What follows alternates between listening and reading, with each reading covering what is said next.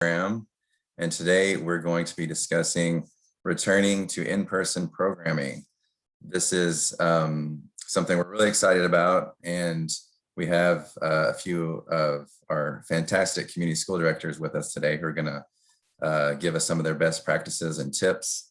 And we have, we're sort of moving into this slowly ourselves. So there's a lot we're still learning in the process, and there's a lot we have learned already. So whatever we can share today with you, we hope is helpful, and anything that you all can share with us or questions you have, we're looking forward to that as well. We have, as I mentioned, one second, hold on here. Okay, so we have a team of community school directors here. We are the leadership program. We have Sam Shepard, community school director from PS MS 108. Claudine Bryant, community school director from PS 81. Whitney Arnold, community school director from PS 152. And I am Matt Flint, director of programmatic initiatives. So if you don't mind, while we're getting settled in, if you could write your name and your organization in the chat box, that's how we're going to keep attendance for today's workshop. And then also we're going to request that you do that again when you sign out at the end of the workshop. So if you could just write your name and your organization in the chat box right now, that would be wonderful. And so just to give you a sense of where we're going today, each of the facilitators is going to share with you some of their best practices, tips, suggestions for moving back to in-person programming. They're going to have a little bit of time just discuss what's worked or what hasn't worked at their particular site. And I'm going to ask that you hold any questions that you have, because at the end we're going to have a significant block of time, hopefully about half an hour, to do sort of a panel-like discussion where you can ask anything you want to any of our facilitators. So if something comes to mind, a thought, observation, a question, please just write it down. And then, as I said, we'll have plenty of time towards the end to ask, someone in particular, something they said, or just ask the group, or again, to just share with us. I know this is an interesting time for all of us who are working in youth development, and pivoting back to in-person is exciting for some people, and maybe, less exciting, more fearful for others. And so we're trying to just sort of see all perspectives here, and anything, any feelings you have or questions you have, or this is certainly the space for it, and it all is welcome. So thank you again for joining us. We're going to go hopefully till around 11:30, but if we end up stopping a little earlier, that's okay. Whitney, I'm looking at you. All right, so after you have, let me pull up the chat so I can see here. If you've already written your name and your organization, go ahead and put one obstacle you face in returning to in-person programming, just in the chat. Don't think too hard about it. Just one obstacle, could be very big, could be very small, but something that occurs to you right now that's preventing you from returning, or a challenge for you in returning to in-person programming right now at your site. Thank you. So lack of family buy-in, not having students, lack of motivation from the children, scheduling activities, disinterest, lack of participation from students, keeping kids away from each other, non-contact, lack of positivity, students not being engaged, hard to offer activities with all the COVID rules. Yeah, multiple schools in the building. Yeah, we've seen, we're working with all of these as well.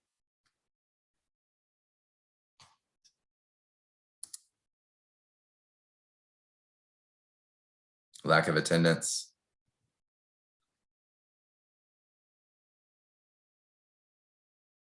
All right. We are already doing in-person learning half days, so return to full-time may be challenging for students. Lack of healthy communication and collaboration with administration. Okay, so yeah, there's a lot going on here. A lot of a very specific lack of attendance. That seems to be a recurring one.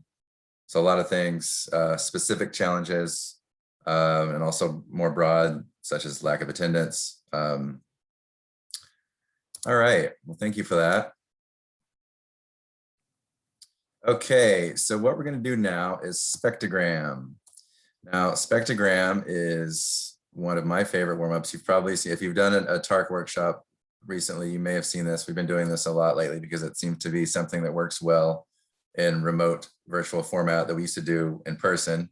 In person, we would have, a sign on the wall. One side says disagree, and the middle says maybe, and the other says agree. And we would read a statement, and the student or participant would stand based on what their answer is. That's how we did in person. And you read a series of questions, and students get to move around to different spots depending on what their answer is. And it's a really fun activity. So, students get to see where they disagree, agree with others, and how they respond. So we're going to do that now, but we're going to do it on screen. So the only thing you'll need to do is be sure that you know how to annotate.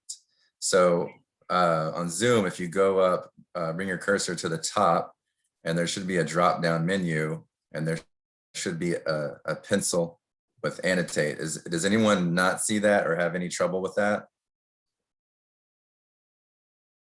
So you click on annotate. If not, please speak up and maybe we can help. You'll click on annotate, and then you'll hit draw, and you can choose, what kind of line, this thin line or thick line. And then if I ask a question and your answer is I disagree, we can go ahead and put, your initials. Oh, that's a very big F. That's funny. M Flint, that's where I would stand, but those are my initials. Or if you don't want to put your initials and you just want to do a check mark, that's fine too. In this space, it's more just to get a sense of how many people, how they're answering in different spots, not necessarily that we know who's doing what. So a check mark is fine, or your initials. And then I will clear those. All right, so everyone knows how to annotate. That's great. If you don't, by all means, stop us. Let me just pull up my questions. So the first statement, Amanda. I'm on my phone, and when I press the arrow, it's only showing me information on the meeting. It's not giving me that option. Oh, that's interesting. Does anyone know how to do it from a phone? I think on certain devices, Matt, it doesn't, like on Chromebooks or on phones, not all of them work as well. Usually computers give you all the options for sure, like a laptop, but sometimes in other cases. Okay. Amanda, sorry, on the iPhone, there's like a little pencil at the bottom, like when you click the screen. Oh, okay. Thank you. Yes, I see it. Awesome. Thank you. For whoever gave that tip. Appreciate it. The wisdom of the group, always better. All right. Let me just clear all the drawings. All right. So first statement, just as more of a practice. I love pizza.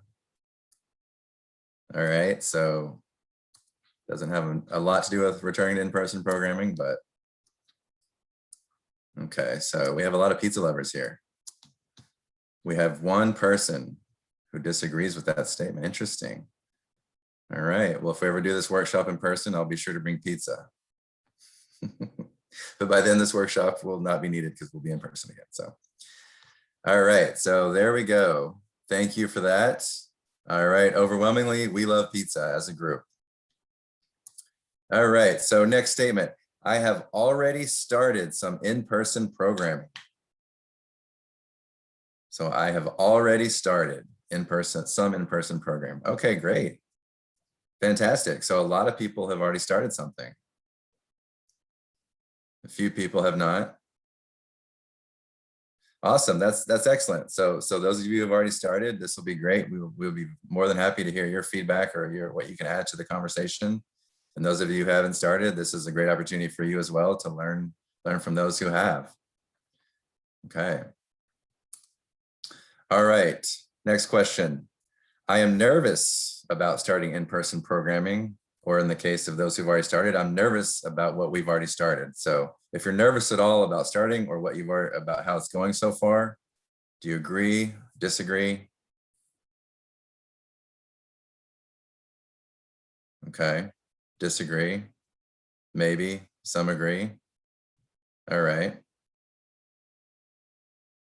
Okay, so mostly towards disagree and maybe, but a few people agree. All right, next question.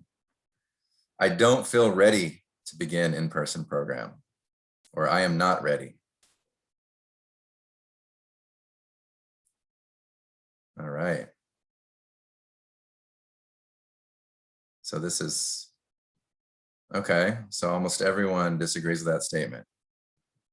So you're ready for the most part. One maybe, but most people feel ready. All right, so this is a sort of the opposite of that question. I am excited to get back to having students in person.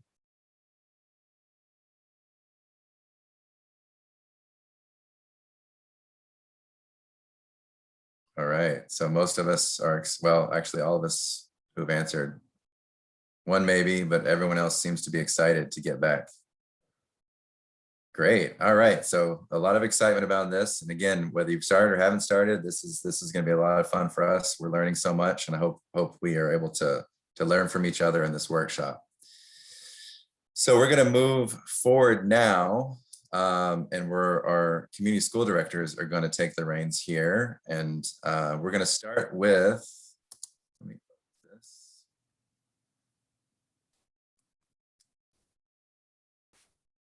All right, we're going to start with Claudine. And Claudine is going to tell us a little bit about safety and what she can offer from what she's done so far on her site. So take it away, Claudine. Good afternoon, or good morning, everybody. So I see that a lot of people have already started. So some of this stuff you may have already encountered, but I know that for me, when I started programming, and we started kind of earlier in the year doing some in-class programming before we started our after school. And there were just so many things that I had anxiety about, not just for the safety of the students, but for the staff that we were bringing in to the building. So one of the first things that that was brought to my attention was the uneasiness about having the programs taking place in the classroom. Although the classes are reduced and there was 10 students per teacher, then 12, and it's increased, there was still a fear of being in the same room with the students and a possible teacher and it not being properly ventilated. So the first thing that I did was secure other spaces that are not utilized in the school. So one of the places that are not utilized for us was the gym and the cafeteria. So the cafeteria seemed to me at first a little just not like my first choice, but the school that I'm in, our gym, cafeteria, auditorium are kind of connected in one big room, and there are some sliding walls that we can open and close to divide the space and open up the space. So with the cafeteria, we do have art class in there, and that seems to be working out okay, but the only issue is that we really practice social distancing coming into the building, but the kids that we're working with are so little, so it's kind of hard to keep them apart. So we try to rely on the teachers to do that, but it just doesn't happen that way. They're together all the time, and it's really easy to fall into certain habits when you've been together all day. So that's just one of the things that we try to implement. And with the use of the cafeteria tables, we can use more than one table. So it's been easier for us to social distance, at least as a community-based organization coming into the building as guests. So I can tell you that with after school, one of the issues is that when we started, we had our ELA and math after school room, which has been discontinued. And I think I'll be able to touch base on that in a moment. But with the after school program, the students are in pods when they're in their rooms, but they kind of start to gather to socialize in after school. So one of the things that we wanted to keep in mind is just remembering to keep those students in their pods. So for me, as a director, the first thing that I did was I made a list of each student and each classroom. So there was someone who's designated to get the students to bring them down into the cafeteria, but just always referring to the list that I have and making sure that those students are only sitting with their classmates, but also that they are socially distanced. That was also a challenge. So what I did have to do was use tape, use different markers just to identify this is 3 feet, this is 6 feet, how far apart the student should be. It is difficult because although I know that I did see some of the, in the chat, there was some folks were having issues with engagement in after school and lack of interest, but I find that my students really wanted to socialize. So they really actually did want to see each other and play. And even though we were doing ELA and math, they seemed to like it because they really just kind of missed being a part of this special group and after school. So with that, they just, just a lot of excitement. So I wanted to continue to make it fun, but also reminding them that they needed to keep a safe distance with each other. So it's like continuing to repeat myself, but you got to do what you got to do because again, it's easy to fall back into old habits, but there's always going to be someone or two people or someone in the building who you don't see often, but who kind of comes into the room and is just like, something's not right here. So, I, rather than that happening to me, I wanted to always be the person who's always doing the right thing and whatnot. So, yeah. Okay. Yeah. So one of the first things that I also did was make sure that I had my own supplies for my facilitators. I have a storage closet. We have wipes. We have hand sanitizer, just anything that we need. So even before the children come down to meet for any of the activities, I've already cleaned up the space. I've cleaned up the area, wiped the tables down. Also, I made sure that in the building, excuse me, we had one of the portable ventilator systems. If there are any that are hanging around the building that you're able to use, that's great. I know that my company would have allowed me to order one if I needed to, but thankfully I was able to use one that the school was providing for me. Safety. So yes, so again, safety measures. I know one of the issues that are not one of the issues, but one of the things in our building is that the students go to the bathroom as a class. There's no kids running around and, going 1, 2 at a time.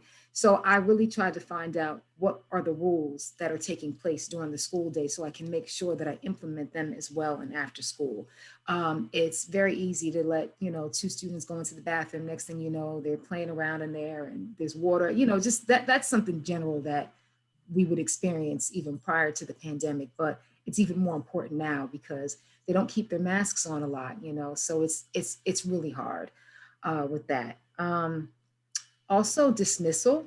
So the parents are not allowed into the building for dismissal. So just making sure that you have a routine, making sure that the students are lined up properly, that they're distanced before they go outside. The parents are usually, just kind of gathered outside. One of the things that we have had to do as a company is make sure that parents are signing out. So one idea so that everybody's not sharing the same pens is maybe having different facilitators for each group sign their group out with their parents, if that makes any sense. It's just easy for the parents to come and hover at the director and just everybody wants to sign the sign out sheet. So just trying to make sure that you have some type of routine where that is concerned also. Okay. I don't know if I had anything else. I guess we can move to the next slide. Yeah, that was your last bullet point there. Thank you so much, Claudine. You're welcome. All right, Whitney. Hi. Okay, so I like I guess a lot of you have a different form of programming for each person. We are actually just starting our in-person after school programming in like one very, very tiny batch, one class this week. The bulk of my in-person programming has been push-in services during the day, because like Claudine said, there's so many safety things, there's so many things you have to keep in mind that we just wanted to get into the school day and see where we could go from there, keep the kids in their classrooms, and we actually push in to the school day. So we've learned a lot from that, which has guided us in how we're going to start our after school in-person programming. So I have 2 different sections. One's going to be for the program directors, and then one's going to be for the teams that you're going to be bringing in along with you. So for this one, my first tip, and the one that I failed at miserably over and over and over, was I would set these massive goals that I could never accomplish because I'm so used to the way that normal school is. Okay, well, last year I did this. Last year I had this amount of kids participating. I had this many clubs running.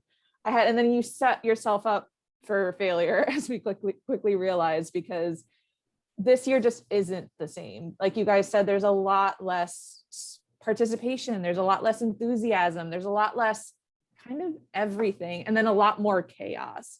So the first thing when I started bringing people back into the building, to not repeat the same mistake I made before, keep things small, incremental, keep it achievable, your goals that you have, make them so that they're constantly moving you forward, but move in just baby steps. Because celebrating the small victories makes you feel so much better. It made me feel like I wasn't a complete failure. But my thing that I've been saying is you're not underperforming, you're just COVID performing, and that's really okay. So keep things small, keep them achievable, give yourself the wins, and just go from there. Do not assume that this year is going to be like any other year.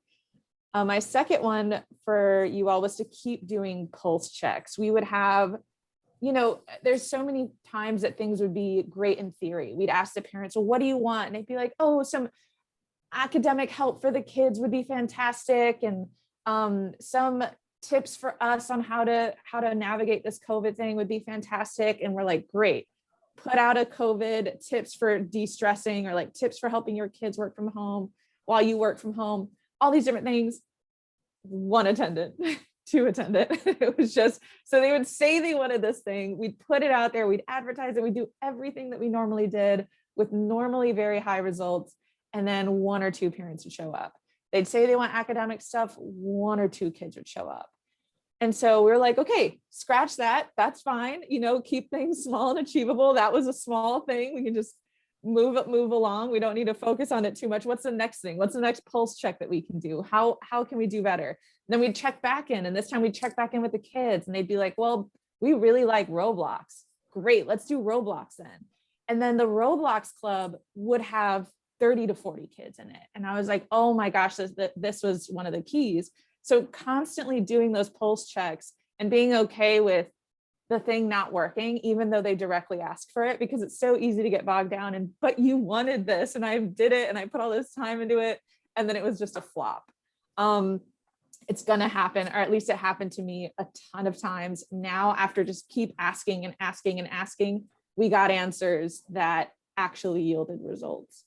So that's my biggest thing, not to get bogged down in it, just keep pushing, keep asking. And keep taking feedback as well. That was another big thing of mine. I was just constantly meeting with parents. The second I would grab them and say like, hey, why isn't your kid coming to after school? Oh, well, because the timing is off. Oh, good to know. Maybe if I change the time, keep asking the parents for feedback, keep asking the kids for feedback. We can go to the next one. Thank you. This next section is for the facilitators, because I've learned so much from them. Normally I have this big group of kids, like 150 to 200 kids, and I'm like the mama hen wrangling all of them. Now I'm not actually in the classroom. I'm sitting behind my desk a lot of the time with my mask on, doing a lot of paperwork, while my trainers are kind of coming into the building and visiting different classrooms during lunch periods. So I've learned so much more from them, not being the one that's always boots on the ground. One of the biggest things that they said was to clear the energy. That if a lot of you have started your after school programming, I thought something that might be helpful was, if you haven't been here during the school day, you're only doing after school or whatever kind of program you're doing, knowing the environment of the school day is so helpful, because you walk into these schools, and all of my trainers came back on the first day being like, this feels just like a post-apocalyptic world. They're all like little zombies. They're so quiet. They're sitting there, they're at their desk, and they're not participating. You ask them a question and you just get these blank stares back. Whereas before, you'd have kids just like, you couldn't get a word in edgewise. They'd be like constantly raising their hand, shouting things out. She's like, now they're just little zombies. They're just sitting there. So we quickly realized, like, okay, how do we shake the cobwebs off of these kids, these teachers? And again, that's not their fault. They're trying to do their best to stay safe, follow all the guidelines, keep some consistency in this crazy world. But the kids are just like, they're so put in these little lanes, and they're not being kids anymore necessarily. So the first thing, we're like, how can we clear this energy? What is the first thing we have to do to just get them moving, shaking back to normal. One of our trainers brings in his guitar, and when he walks into the room, I've had teachers come down and being like, oh my gosh, you would think that like Justin Bieber just walked in, because the way the kids go crazy when he comes in, like playing his guitar, and like the kids just all stand up dancing and cheering. And he realized, like, if I shock them with this guitar, if I bring in this guitar that's clearing off these cobwebs, they're coming back to life. And I even had a teacher come down and say, I forgot what it was like to hear that. Like when they just erupted in like screams and laughter, they were like, it was this shock. And it was just so sad that I forgot that that was the noise that used to just fill these halls. So for those of you who are having a little bit of a hard time being like, the participation is so low, if you saw them during the school day, you'd be like, wow, I get it. The participation is low across the board. It has nothing to do with me, but shaking off those cobwebs is really helpful. And one way to do that, and I was asking, again, this is asking all my trainers what they do, and they say incorporating movement and breath work can be really, really beneficial. So when you assess the energy in the room and say, okay, do we need to move today or do we need to breathe today? They're like, both are equally as important. Standing up, shaking the sillies out, standing up, dancing in their space. Or is it just like a really, really tough day, and because adults need it too, or we just need to stop and breathe and do that as well? Both are equally important, but making sure that you start your class or your club or whatever the case may be with that, all right, this is a new space, this is a new time, what do we need today? And get that fresh start is really, really important. Otherwise, they're kind of in the same monotonous tone that they've been in all day. Being big, being silly, being the goofball is another big one. I encourage my trainers this normally all year round, but now more than ever, I'm like, you are a comedian standing up there trying to get a laugh out of these kids. You know, like if the sillier you are, the sillier they'll be, and they'll be willing to buy in. We had a lot of trainers come in and say, this game used to just like crush before, like not a single kid would stay out of this game. It was just an all-around crowd pleaser. And then I come in this year and I'm just getting blank stares, like the game's not working, what's going on? And again, it's not you, it's not the facilitator, it's not the club, it's just the environment. So the sillier you are, and I was like, if you do it, I guarantee, like you started off, you be the biggest, silliest person in the room, they will follow. They'll remember what it's like being kids. They'll remember what it's like having fun. It's like riding a bike. And sure enough, they were like, okay, that was it. I just really had to put myself out there and push myself to push them. I guess one of the things I also wrote was like, they were like, they're almost working 9 to 5s. They're kids, right? And it's like they're working 9 to 5s. They're in front of a computer all day, or they're sitting at a desk all day, just like typing and writing. And it's so academics focused. They don't have a break, at least at my school, they don't have the art, the music, the gym, the recess, all those things kind of got taken away because those teachers need to be teaching other classes. So they're in one classroom all day, just doing academics and whatever sort of movement or art breaks the actual teacher themselves can give them. So it's like they're working a 9 to 5. They come in, they're at their desk all day, they do their homework, and then they go home. So we want them to be big, be silly, knock them out of that 9 to 5. They're not adults yet. They still need to have fun. And the last one is to let your students take the lead, because I feel like students or kids so often of the time are following all the orders of adults just constantly. They get in this mode of, I have no agency, I just have to do what other people tell me. And that has never been more the case than with COVID. There's 10 times the amount of rules, there are 10 times the amount of restrictions. Give your students some agency back, let them take the lead, let them decide what they want to do, and then you can create structure around that. But I think giving them some of that agency back is really important. Fantastic. Thank you so much, Whitney. All right, Sam. Hi, everyone. My name is Sam. My pronouns are she, her. I work at PSMS 108, which is a 3K to 8th school in East Harlem. For the purpose of our programming, we specifically work with kindergarten through 8th grade in different grade bands. And before moving into the specifics, Whitney reminded me of something, which is, I just want to acknowledge that working with the 21st Century Grant, there is this tension for us often between meeting our numbers and adhering to safety protocols. And when we say meeting numbers, we're speaking to the grant, of course, but more importantly, we're thinking, how can we serve as many students as possible? Because these enrichment programs are so needed right now. They're always so needed, but everything has just become so exacerbated, right? And as Whitney is describing, a lot of our students are also just coming into the building. They stay in one room. There's very little movement happening, just from location to location, right? And that's by design.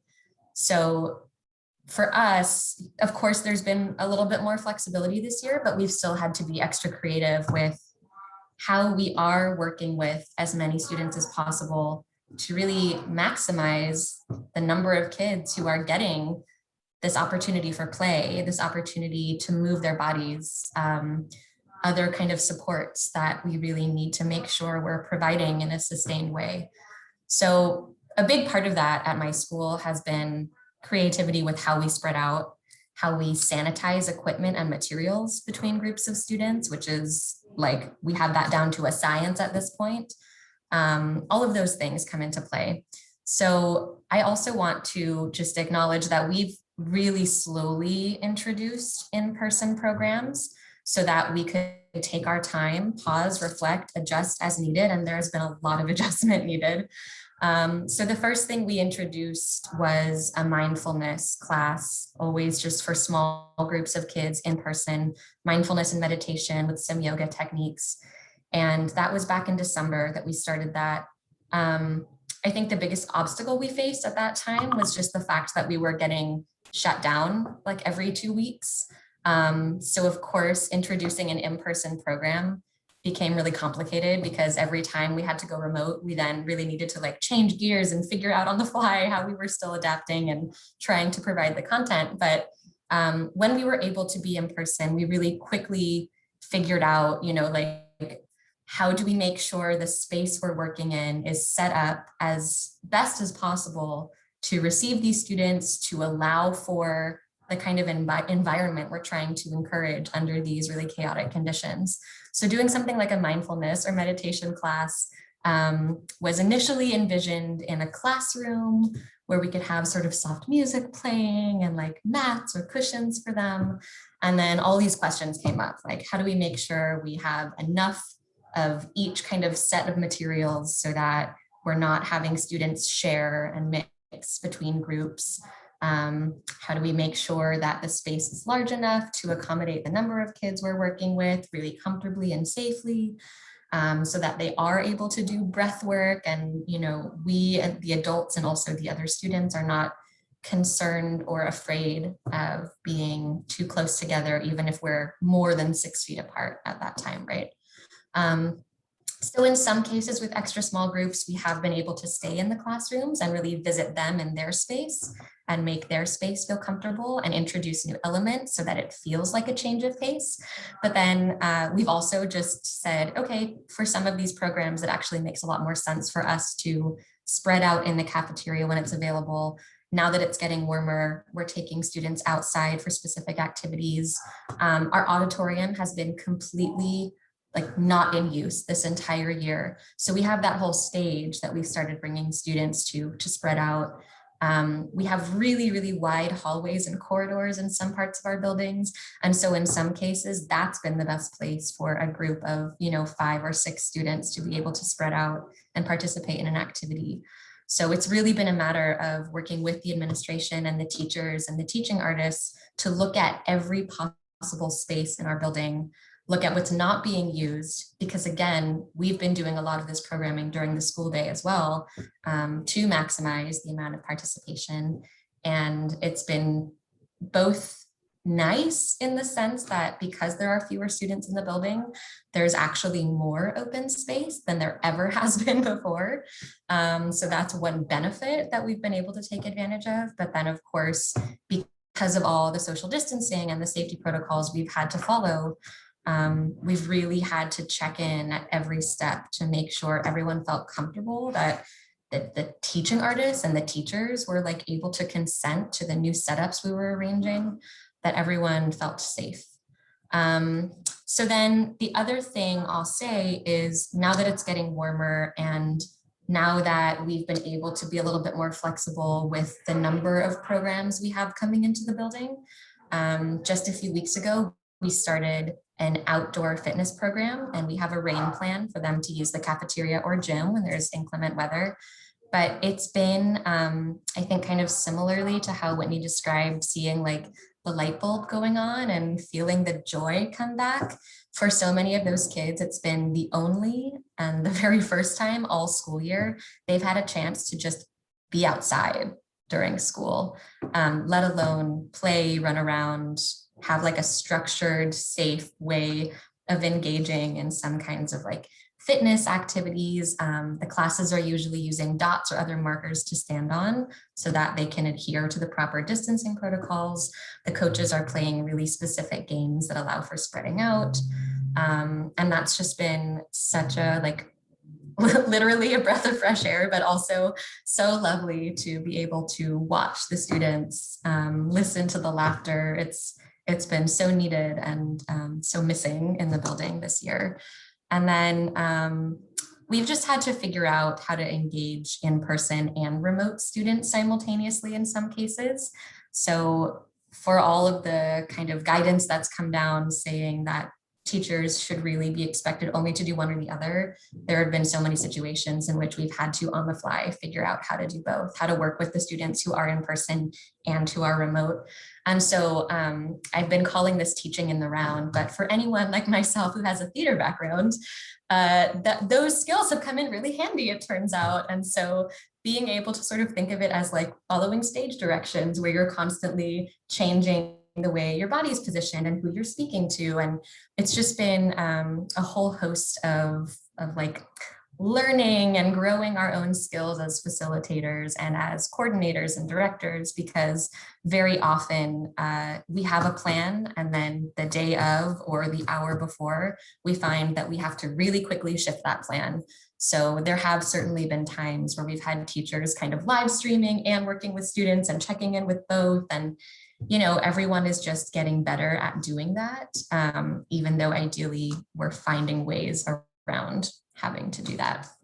Matt, we can go to the next slide, which is really specific to obstacles. So red tape, which I think anyone working with the 21st Century Grant is unfortunately very familiar with. Our CBOs, our partners, have also had a really challenging year and year plus, right? In some cases, we went back and forth for several months before being able to confirm financially and staffing wise that they would be in a place to be able to deliver services. So there's that element of just the constant communication, trying to learn and receive different guidance, hearing deadlines from different people occurring at different times. So it's just been a lot of really, really trying to get better at communicating and overly communicating to make sure everyone's on the same page.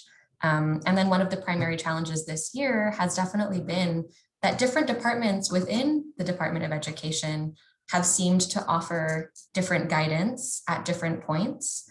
And one really clear example of this that I'll elaborate on a little bit now is as we were getting ready to start our quite small, specific in-person after-school program. And this just happened in the last month. So we've introduced a small soccer team and also a small running club. And we're about to introduce a small group sort of after-school painting. But we received different information from multiple people who we assumed were talking to each other in this process. And it turns out we're not.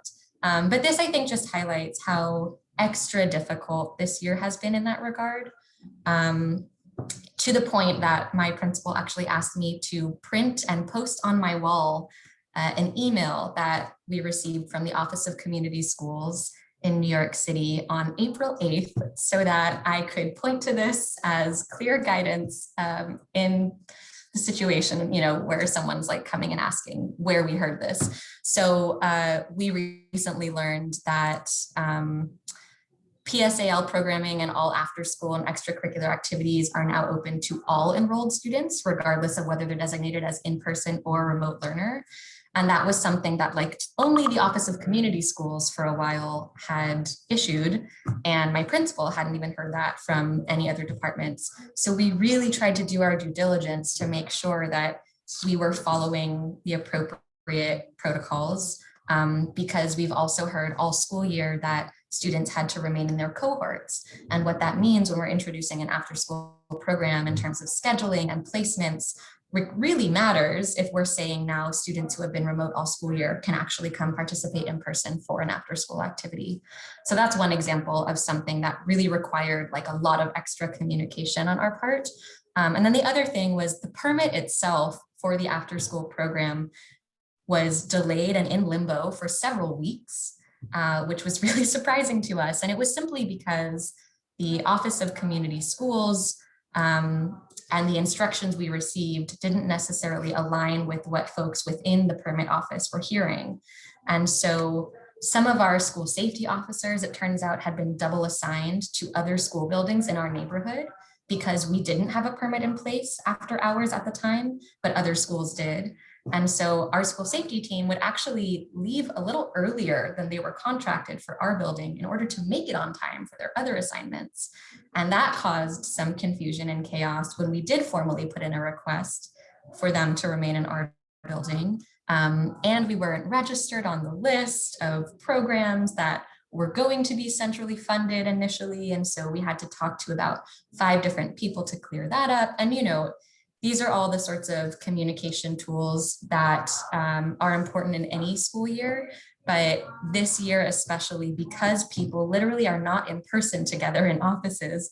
I think there have been so many cases in which we've just ended up playing phone tag to make sure all of our bases are covered. Everything from the school's perspective is, you know, on paper, documented. Parents know clearly what's going on. Our main office knows what's going on. All of our teachers and administrators know what's going on.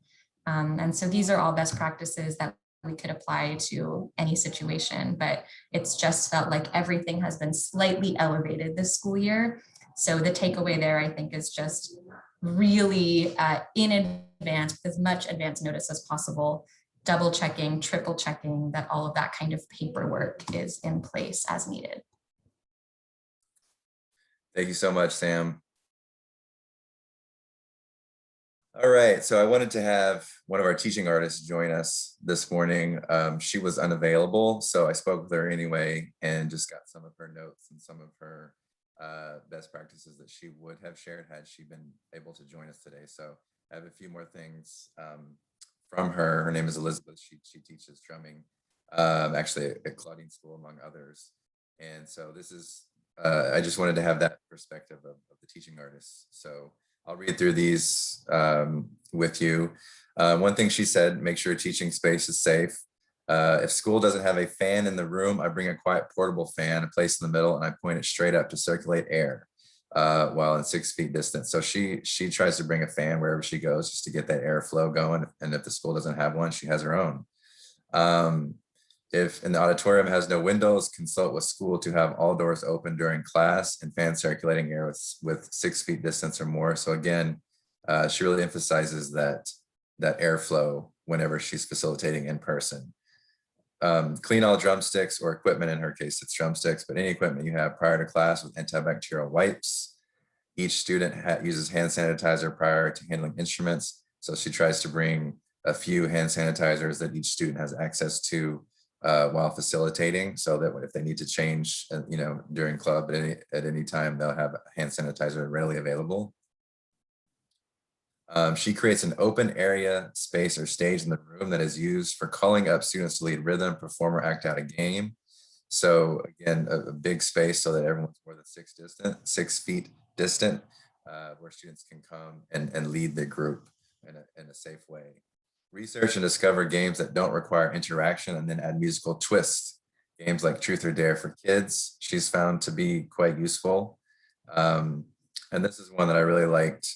She emphasized that remote learning increased her tech skills, which she now uses routinely in person. So she's found stuff that worked in the virtual setting that now she's adapted to still use in person. For example, PowerPoint presentation on her laptop with the AIM, quote, graphics, music notation, highlighting music from different regions of the world and so on. She now brings her laptop as well and puts it on a chair next to her. So when she facilitates, she can still access that and has her PowerPoint there to help with, you know, the quotes, the aims, and so on and so forth. Something that wouldn't have occurred to her in the past. I think we're seeing that more and more, is that we're taking things that worked well in this setting, and we're starting to use that or adapt them or maintain them, even though we're going back to in-person. So in-person is probably going to look a little different, even aside from COVID. Even if COVID were to vanish tomorrow, there are little things that we've learned that now that inform how we facilitate in person. So again, this was from one of our teaching artists. I thought her perspective was really important. She wasn't able to come today, but I wanted to make sure to share that information with you. So we are about 10 minutes ahead of schedule. Nevertheless, as I mentioned at the beginning, we wanted to have some time now to have a panel discussion. And this is really from you all, or the participants. If you have any questions for any of our facilitators now, we would love to hear them. Or if you have any observations that you think are useful for the group, not necessarily directed towards anyone, but something you want to share, some best practice that you feel like needs to be offered up, by all means, we would love to hear it. We know, as we saw from the beginning, there were the majority of you have already started some degree of in-person services. So I'm sure there's a lot from the group that we can learn from now. So I'm gonna ask you if you're interested to unmute yourself and go ahead and speak, or put up your hand and we can call on you. So hold on, sorry.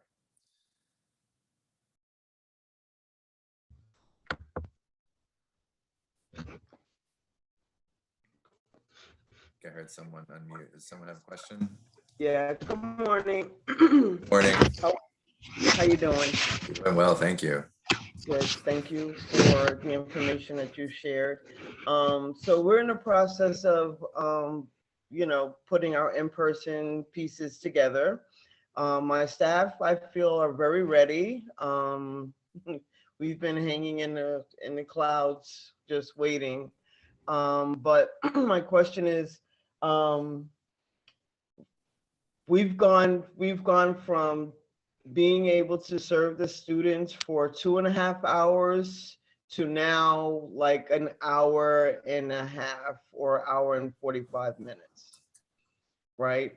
Is like, I want to know if other people are having that same experience with time. And I don't know if is that hour and a half, hour and 45 minutes really going to be worth it to parents? Excuse me, I can speak on that a little bit. I had the same experience, and excuse me, I actually believe that that's one of the reasons why my program is no longer happening. So I know that Sam mentioned the security, the issue with security. School safety. One thing that I found out is that when it comes time to school safety, there is much more incentive when the program goes for an extra 3 hours versus an extra hour and a half. Our permit was not properly cleared, so we had to discontinue. So I had an issue with that. So, I did want to just piggyback off of Sam and just say, be prepared for things that may not have ever happened before with school safety. Ours used to get, just like that, it would get approved. However, I can tell you that academically, in terms of like the students, because they were doing ELA and math, there was an increase, even though they were just doing an hour. Their grades improved. More students were coming. So it's weird because we're not used to it, but I can say that for the programming, the work that we were doing, it did still make an impact with that, with the decrease in hours. So how long was your program then? Our program was also about an hour and a half. It wasn't long at all. Like, we had the kids for about a half an hour, just getting them snack and everything. Then they went up to the teachers, an hour and a half, maybe hour and 15 minutes. Next thing you know, it was dismissal time. So it did go by very quickly. We were done and out of the building by 4 o'clock. Yeah. Okay. And that included snack time, right? Yes. About 30 minutes for snack. Teachers would come, they'd retrieve the students, they'd go up to the room, I go to my office, send an email, and club was over. So it was very quick. But again, because of the work that they were doing, and I did speak with the supervisor to the teachers, she did say that even just that small group setting made an impact with the students. Even though it was just for an hour and a half or an hour and 15 minutes or whatever it was. Yeah. All right, thank you. Yeah, Whitney, did you want to add to that? I was also just going to add that from what I surveyed from the parents, any time at all is helpful. They're like, we'll take an hour if we can, like from the parents' perspective, they thought it was completely worth it as well, regardless of how short the time was. And they just were more concerned with getting their student doing something. So I think any time that you're able to do is perfectly okay and worth it. Yeah, adding on that, we also have, they may not work for your school, it doesn't work for all schools, but where after school programs in person had to be discontinued, we moved some of those services to lunchtime. We found that was still a need for the school to have some support in person during lunch. And that way we're able to still, support the target numbers of the grant. So, again, that may not be available, but if it is, it's something to consider. Okay, thank you. Sure.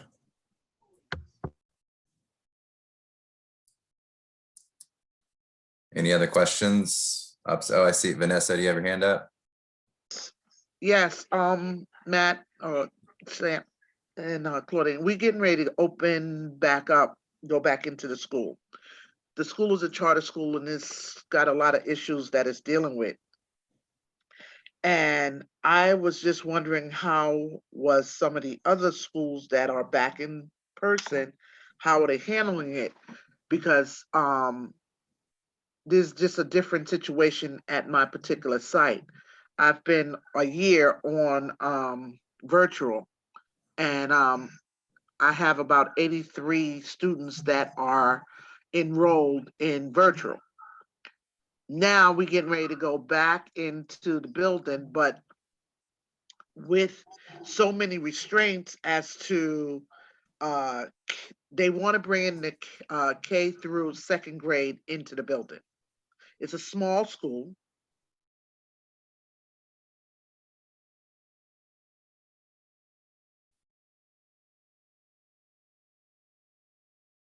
I think Vanessa froze. Can you hear her? I can't hear her, but Vanessa, if you can hear us, maybe you could type it in the chat. Oh.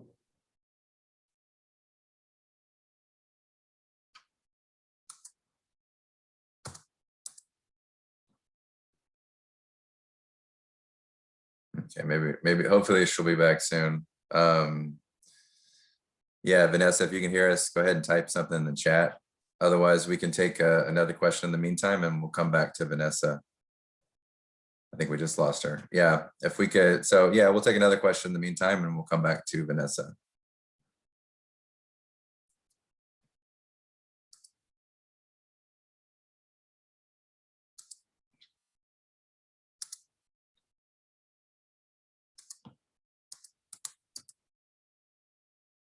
Any other observations? Questions? All right, well, I have a question for you all in the meantime, unless someone has something else. So for Whitney, Claudine, and Sam, and this is for everyone who's participating, but really for the people who haven't done any in person yet. What is the one thing you wish you had known before you started in person? If you could give it, that you all said a lot of fantastic things, and so that's some version of that. But if you could put it down into one kernel of what I wish I had known before I started.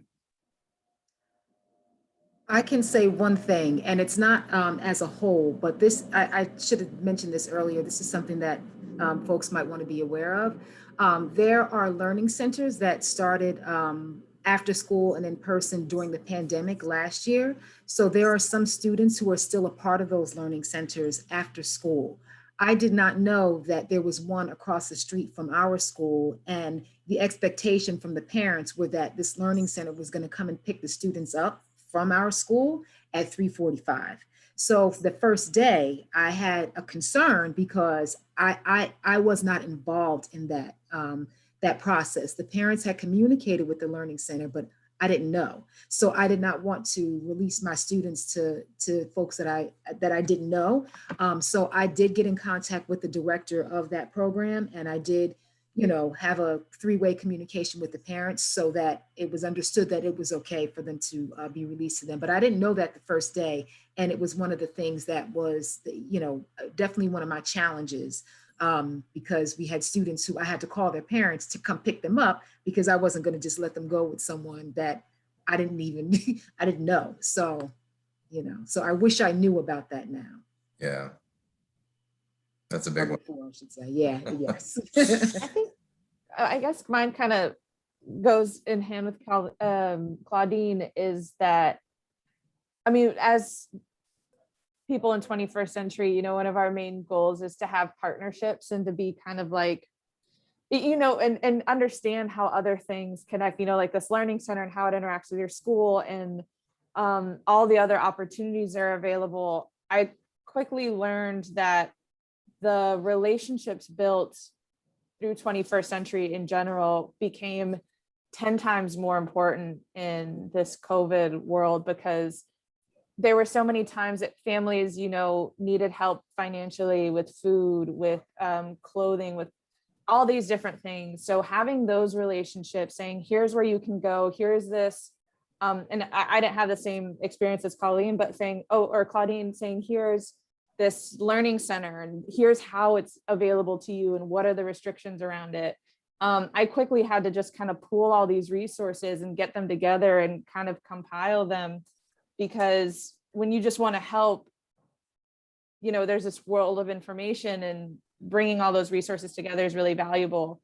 I think that was one of the things that I would have wanted to know going in, is like, you're gonna need those resources and those relationships, and they're gonna play a vital role when everything hits the fan, which seems like a common sense kind of thing. But if someone would have said, like, in 2 years, things are really going to go crazy, make sure you have all these things in place, these relationships formed, these resources available to you, I would have, I think, been more prepared in this case. Luckily, the people that I ended up partnering up with were so quick to just jump on the ball and be like, we don't really know each other, but here we go, we're all in this together.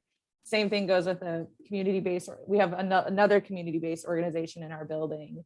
Partnering with them was one of the things that was like a major life raft for me in all of this.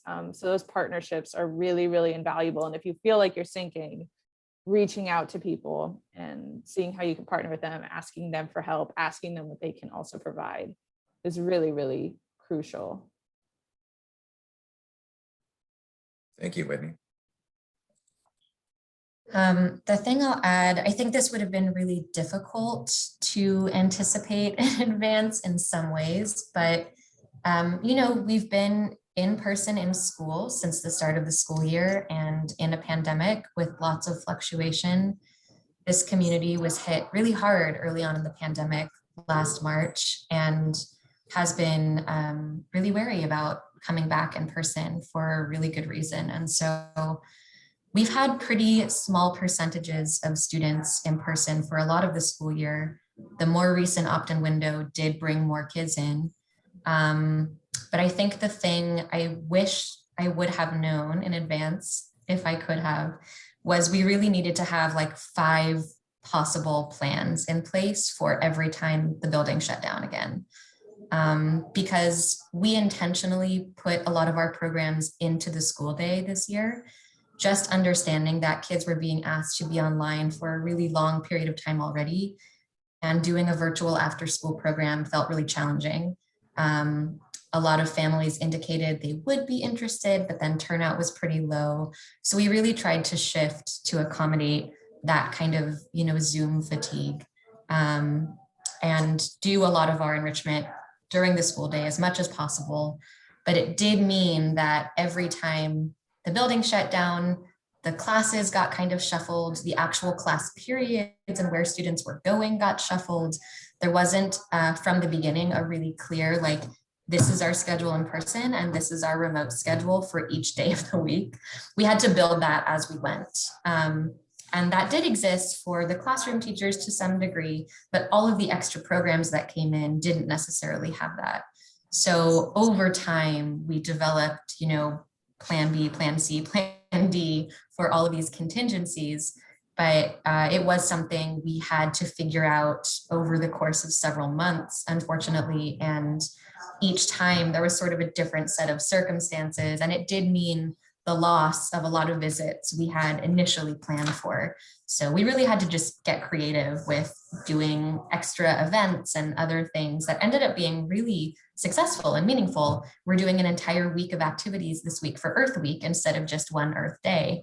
And that's been really great. And it's been a chance to involve all of our community partners. And it's turned out really well. And that's been sort of a way of catching up for us too in a lot of our programs. But I would have loved to have more of those scheduling logistics in place from the very beginning. It would have, I think, saved a lot of stress for myself and for the assistant principal and the kind of last minute scramble to set up new Zoom links and, do all of those things. Thank you, Sam. So, building off what we, towards the end there, just sharing some of the tips from the teaching artist, and one thing that she said that was her facilitation looks different now because she's bringing in a laptop and has, a PowerPoint and access to that technology in the space that she didn't used to have. That's how her facilitation is going to look different moving forward.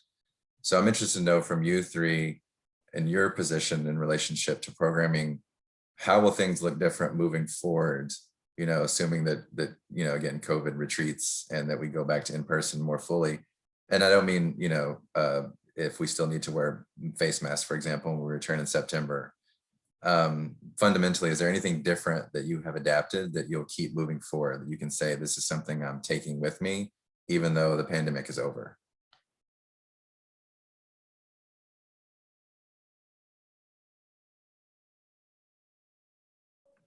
There's a lot of things. It's hard to think of. You go for it, Claudine. I'm definitely taking all the safety measures. Before the pandemic began, one of the groups that we worked with were pre-K. So we're definitely very, very cautious of making sure that the space was sanitized. But obviously now I've stepped it up even more. So I'm going to continue to keep that, just that continuous, whatever that little bit of pressure is I'm putting on myself to make sure that everybody is safe. I just want to make sure that I'm always on my toes about that, and that I just don't get too relaxed. I mean, it's the same thing as like, okay, but we're vaccinated, so we don't have to wear our masks anymore.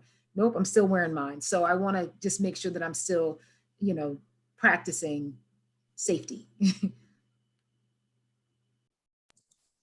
Yeah, I would emphasize that for sure. The safety and cleanliness are something to keep. I don't know about everyone else, but this is the first school year I can remember where there haven't been just constant rotating colds and flus going around. I get sick every year despite being really careful, washing my hands constantly. The fact that we're wearing masks has really transformed that kind of climate in the school. So it's something that our school is really talking about, how can we take the lessons from this and apply them in future years? But the other thing I would say is the content, I think, of what we're delivering a lot.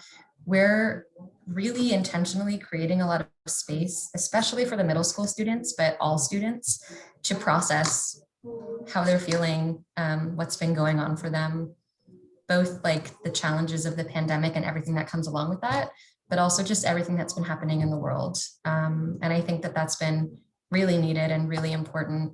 And ideally, that's where we can really leverage the community school grant and 21st century funds and all of our community partners, is that we can provide more opportunities for students to access those kinds of spaces and feelings and express themselves creatively or whatever it is we're offering. But that's been the thing that I think has felt most transformative this year, is like really intentionally making space for that through all of our programs and making sure that we're finding out and addressing the needs of the students and the families through everything we're delivering.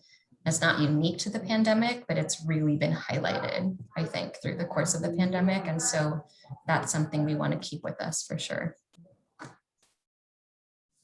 Thank you, Sam. I think one of the things that's key is just always having a plan A, plan B, plan C. I'm one of those people that like coming into programming, you know, like Sam and Claudino said, we have so many restrictions and so many guidelines. You come in with a plan and it's usually pretty easy to like execute and follow through with it. And even though I tell myself and my trainers, be flexible, be flexible, be flexible, it's like it's forced us to be flexible. And so I think coming in with that same mindset of flexibility, I think it's going to be easier to roll it over into next year, because we'll still be pretty like, I don't know, is it going to happen? Will it? Won't it? It'll be easy to roll that attitude over, but being very conscious of maintaining it is something that I want to take in, and just constantly be asking for feedback, asking, you know, taking the pulse of the school, the climate, the principal, and just really being a lot more open to different things for somebody who lives so much in, like Sam said, wrapped up in this red tape, to be creative, impulsive, flexible, all those different things.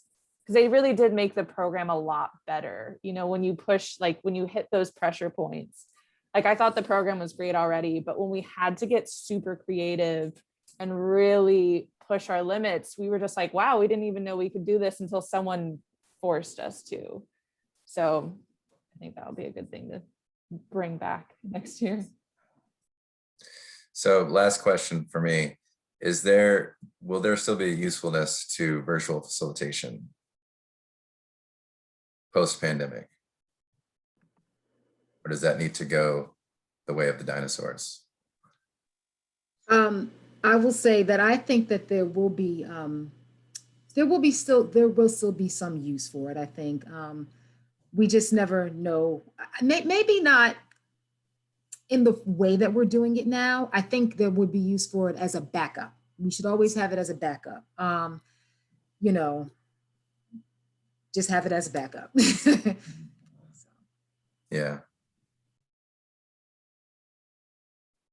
I think there's definitely going to be uses for it. I think there's certain groups that it lends itself better to, or like certain periods where you can't necessarily have people in the building over spring break because of a building restriction. You can still have programming virtually. And like I said, just that creativity, that flexibility of keeping it in your back pocket and seeing where it did work. I know for a lot of like our parent association meetings, we got such a higher turnout now that it's remote and parents could be cooking dinner and log in. This was for us was like a huge breakthrough of like, we finally found out how to get more than 2 parents participating. Yeah. Now we have like 40. So there are cases where it was a big win. Or learning Google Classroom and like having a Google Classroom for your after school program, even if it's in person, but as a way to disseminate information. And parents are so much more likely to respond to so many things. You know, we've leaned on Class Dojo a lot. Parents can contact me anytime through like a text in a way that I feel isn't invasive. You know, I don't mind being like, yeah, just dojo me. Whereas I wouldn't just hand out my phone number to everybody and be like, call me whenever you want. But that opened a lot of lines of communication. It opened for a lot more participation.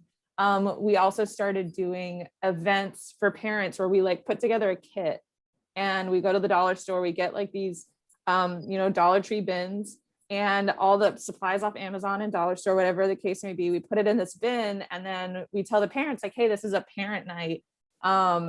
Because a lot of times they wouldn't attend parent things, is then you'd have to find a sitter and it's just another task.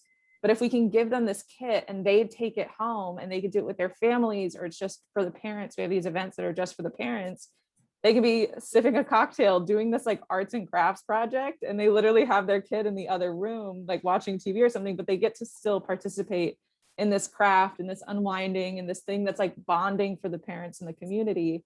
But they don't need to necessarily physically be here because childcare becomes such a burden at that point. So I think there's so many ways in which the virtual space can be carried over into next year. And if you really look at it and find the wins in it and then expand on it for next year and really build on that hybrid model, I think we could hit a lot more, or like tick a lot more boxes that we weren't able to before. Yeah, I agree with so much of what Whitney said. We've found surprising ways in which virtual, like the opportunity to connect virtually has actually been a real benefit, both for parent participation and also in some cases for students. And I think similarly, the idea of having a regular hub like Google Classroom for folks who are doing programs to be able to communicate with their students between sessions is really great. For me, having that to be able to communicate with students has been really great as well, and family members. The other thing I want to say, which is just a little different perspective maybe, is it's been really fascinating to me to hear from our middle school students. And I don't know about you all, but you could not pay me to go back and be that age and be in middle school. It's a really hard time. And, you know, students in the 6th, 7th, 8th grade really are dealing with a lot all the time.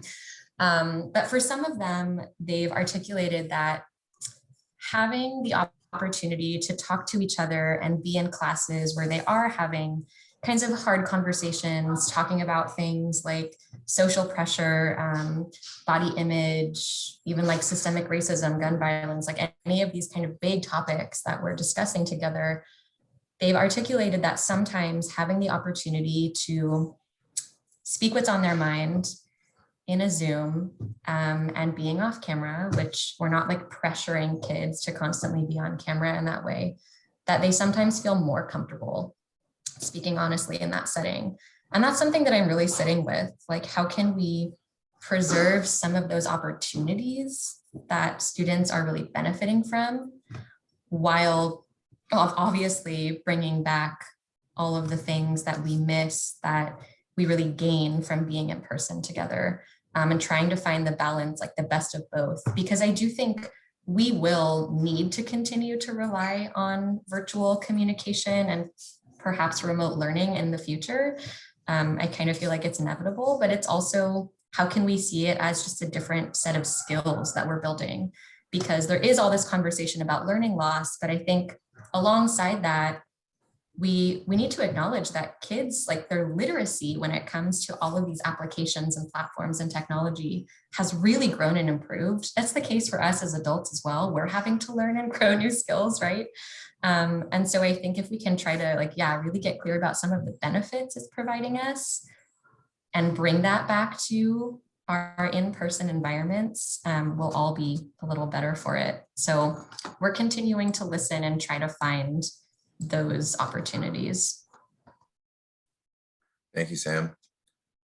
Did Vanessa, are you still there? Did you want to finish your question? Yeah. Great, go for it. Sorry guys, my internet service is doing its own thing today. No problem.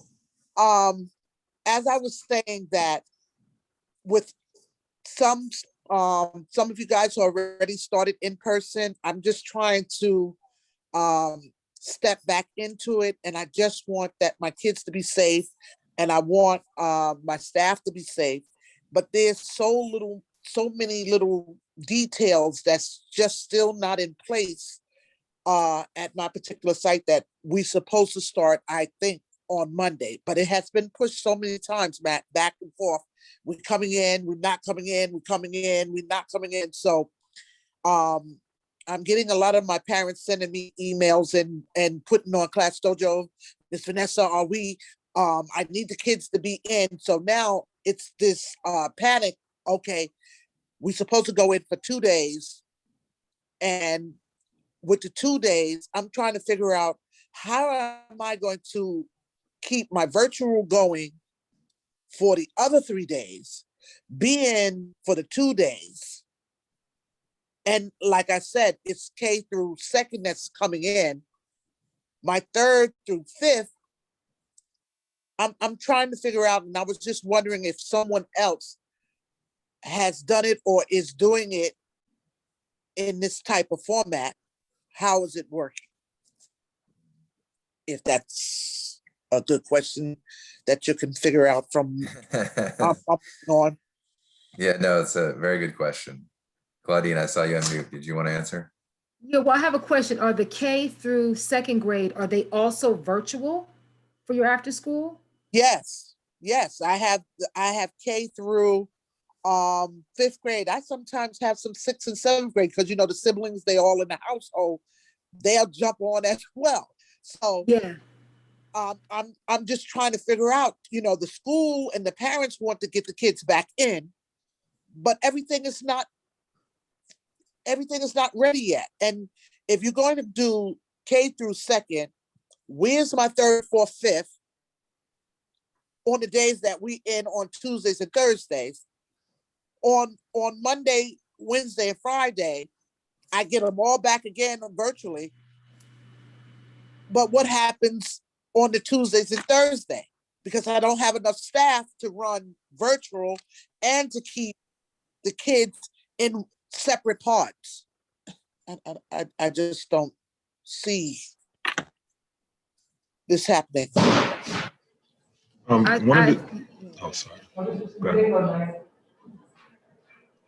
Nigel, you want to go?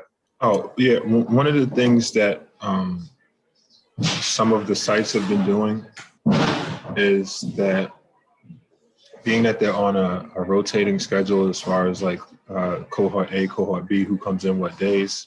Mm-hmm. I don't know what your resources are like, but a lot of them will be running the in-person after-school program, but streaming it from the smart board. So therefore, your virtual kids can tune in as you're teaching or going over whatever instruction or activity that's in person. And through the smart board, the kids that are at home could be logged into it as well. Okay. So that is one way of doing it. Mm-hmm. Another way, but you said you don't have staff, is that we just have a let's say 2 or 3 staff that just stay fully virtual, and but they just come on at different blocks of time. So no matter what, it's going to be 2 or 3 people that's doing virtual, and regardless of whether we're in live or not. Okay. All right. That's a help. Thank you. No problem. Yeah. Sam, have you done that as well, where you streamed live facilitation so that you got the remote and the live? Yeah, we have to do that with our middle school mentoring classes.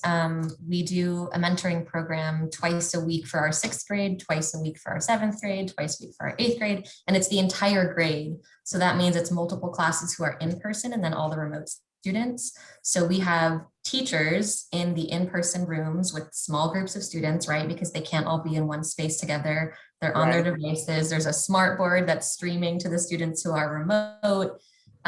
We've worked it out. It's a little, it took a few days to really get our flow, I guess, and figure out the logistics. But just like you're describing, Vanessa, we were like, we don't have enough staff to make this work logistically. And we have cohorts of students who are rotating in alternating days too.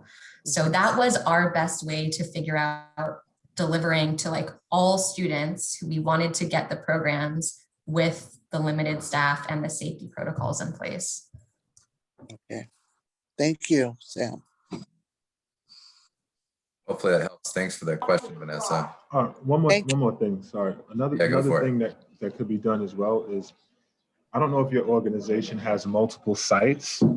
If so, that's even better, because let's say we have school 1, school 2, school 3, right? Mm-hmm. Being that we all know, it's, especially this year, it's like a shortage of staff. There's all types of craziness that we're dealing with. What we did was we had one uniform system of, let's say we have academic enrichment for grades 1 through 3. we'll have school 1, 2, and 3 all tune into the same link. You get what I'm saying? With a virtual staff member. So in that sense, you're able to like conquer 2 or 3 birds with one stone. So if your organization has multiple different sites that are like, let's say all 3 sites are K through 5, Right. you could have one virtual person from any site teach all 3 sites to cover your virtual students. That's something that could be done as well, Yeah. especially if the curriculum is uniform. Right. We did something like that when we first went into virtual, when we first started, like in like towards, I guess, April, May, somewhere in that form, where we had the virtual, where we had the kids log in from a particular site, which they had a Zoom link for a particular thing. If it was art, or if it was music, or if it was chess, or it was something, the kids would have a different link to go in to do that particular activity. But you know, it's still a lot you do, because we had a bunch of sites, you know, different sites, and different kids from different area would go into those particular activities that they wanted to do for elementary. So we did do it, but again, it's a lot of resources and a lot of time trying to get those Zoom links to all of the kids for that particular cycle of activities. It is. It has to be the communication is pretty much between the supervisor of whatever the site is and Right. the virtual person.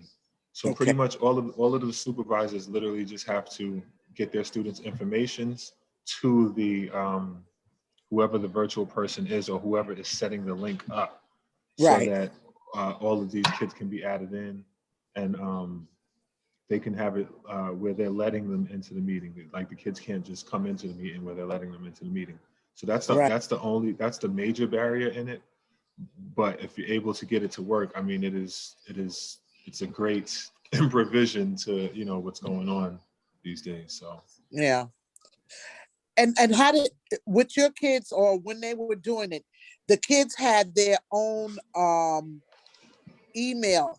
Because like for this particular year, for us, it was hard trying to get them on into Google Classroom, because the school that I have, the kids all have their own email, but it was .net. And then, you know, with New York Edge, our internet service, it wasn't working. I couldn't get, we would go on and we think that the kids are on and nobody was on.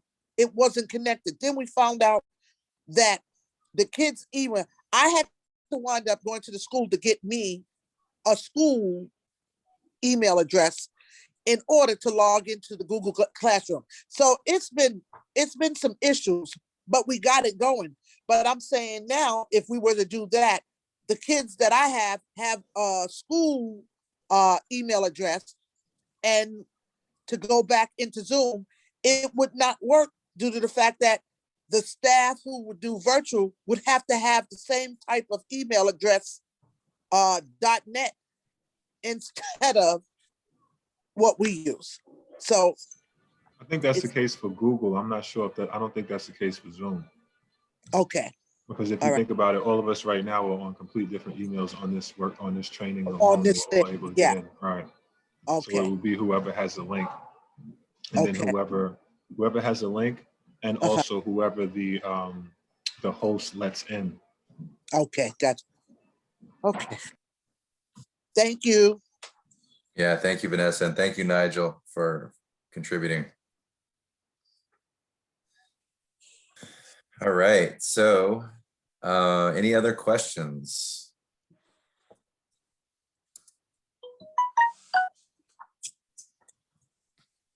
All right, well, thank you all for joining us today. We have about 5 minutes, so with these last few minutes, we want to ask that you please complete the evaluation. It shouldn't take much time at all. Danny, if you were listening, can you drop that link in there? I'm not sure if they can. So it's been dropped into the chat. in case you're not able to access it from the Zoom screen. But again, please, thank you for joining us. Type your name and your organization as your way of signing out for TARC. And then if you could fill out the evaluation, we would be grateful. And have a wonderful day, and thank you so much.